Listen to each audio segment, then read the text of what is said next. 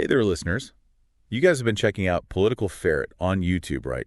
They've got some really interesting ideas about class, Definitely some unique takes. and you want to really get what they're saying. We're with you on that. We've got their writings, Class and Allies Level 2, Right.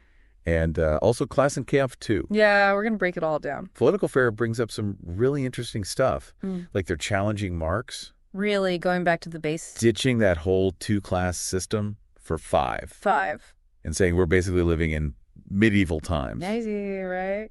So we're going on a deep dive to help you understand all of it. Let's jump right in. Sounds good. One of the first things Political Ferret says is that Marx's whole bourgeoisie versus proletariat thing, that's coming from a merchant mindset. Which is a bold claim when you think about it. It is. Like they're going after the foundation of how we understand economics and sociology today. Yeah. So when Political Ferret talks about a merchant mindset, what are they even talking about? Good question.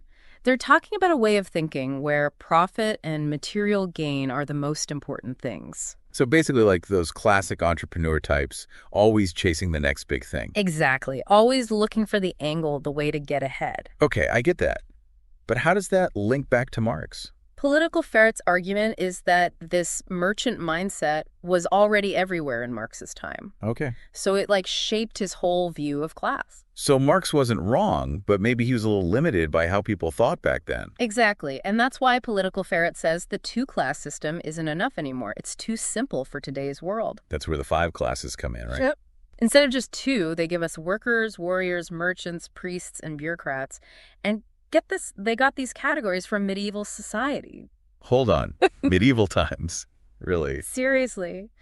It's wild. It makes you think about these classes differently, not just as groups of people, but as these kind of mindsets. Like archetypes that show up over and over again. Exactly. And they say these mindsets are in all of us to some degree. So it's not about putting people in boxes, but understanding how these different mindsets shape how we see the world. You got it.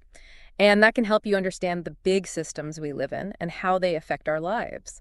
So we've got these five classes or mindsets. Yeah.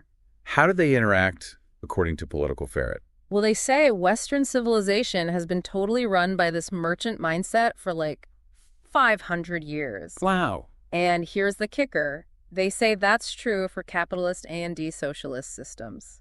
So it's deeper than just the economic systems, like a way of thinking that's everywhere. Exactly. And it kind of explains why even when we try to make systems focused on equality, like social good, we still think about everything in terms of money. Like how we talk about healthcare. It always comes back to costs and benefits. Exactly. It makes you wonder if there's a different way to even think about these things. And Political Ferret thinks we're at a turning point right now, a shift away from this merchant mindset to something new. Okay, I'm intrigued.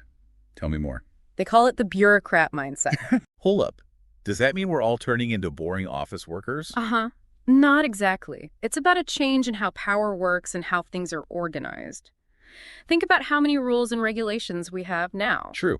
Like how we deal with big companies or even schools.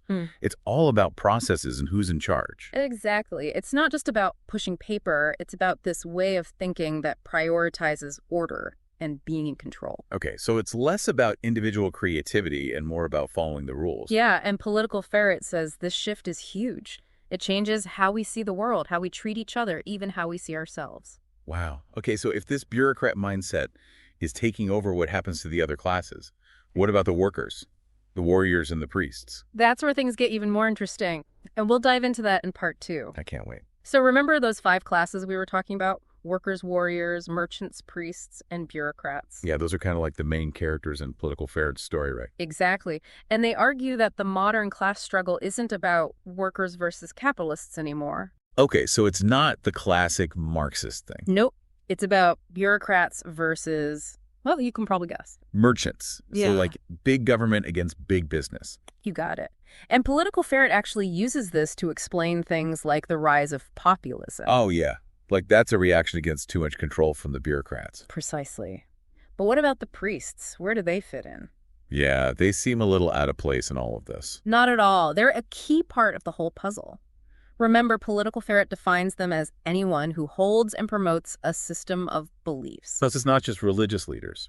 Right. It could be academics, intellectuals, even those influencers everyone's talking about. So basically, anyone who shapes how we think about the world. Exactly. And Political Ferret says they're becoming more and more important as we shift towards this bureaucrat mindset. Interesting. Because in a way, they hold a different kind of power. Not economic or political, but more like ideological power. That's a great way to put it. They're the ones shaping our values and our worldview. This is getting deep. And Political Ferret argues that we need to pay attention to this shift because it could have some downsides, too. Like what? Well, they're especially concerned about the priests becoming too powerful. Oh, so like even good intentions can go bad if they're taken too far. Exactly. Think about things like language policing or moral judgments being used to silence people or force everyone to think the same way. Yeah, no one has a monopoly on the truth. It's important to have different perspectives. Right. And I think Political Ferret's analysis gives us a new way to think about all of this. It goes beyond the usual left versus right stuff. It's like a bigger picture of how society works. Exactly. It's about these bigger forces that are shaping our world. I'm definitely feeling challenged to think differently here. That's good. Political Ferret is all about pushing us to think critically. So they're not just giving us the answers. Yeah. They're making us ask the right questions. Precisely. And that's what makes this deep dive so interesting. It's about exploring these ideas and figuring things out together. And speaking of exploring, Political Ferret actually uses a really interesting example to bring all of this to life. Oh, yeah. Tell me more. So what was this example? They actually look at the 2020 U.S. presidential election. Oh, wow. That's a big one. They use Trump versus Biden to show how the merchant and bureaucrat mindsets clash. Okay, I'm really curious now. So how do they fit each candidate into those categories? Well, Political Ferret says Trump is like the ultimate Bauernschlauer Händler. It's a German term that means like a really savvy businessman. Someone who plays by their own rules. Exactly. He's the outsider, the disruptor who shakes things up. So the classic merchant. And Biden, on the other hand, he's the ultimate insider. A career politician who knows how the game is played. Right. Political Ferret argues that his win showed how the bureaucratic mindset was becoming even stronger. Interesting.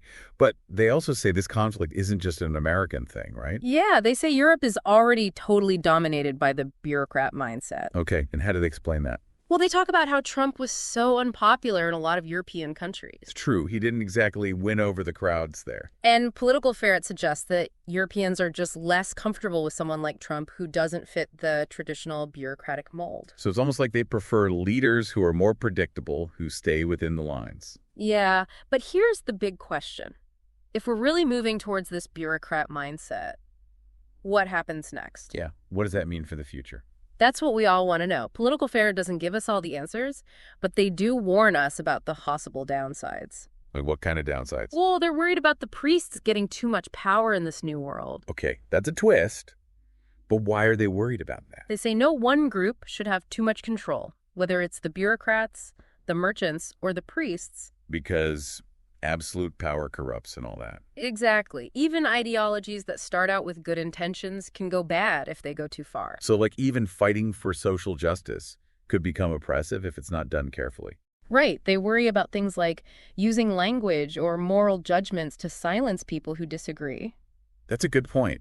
Just because someone has strong beliefs doesn't mean they're always right. Exactly. And that's a big part of Political Ferret's message. We need to think for ourselves and be willing to challenge ideas, even if they come from people we agree with. So it's about finding that balance between different mindsets and not letting any one group dominate. I think that's a great takeaway from all of this. Me too. And even if you don't agree with everything Political Ferret says, they definitely make you think. They're not afraid to tackle the tough questions. And they push us to see the world in a new way. Which is what a good deep dive should do. Exactly. So keep exploring these ideas, keep questioning things, and keep the conversation going. Thanks for listening. We'll see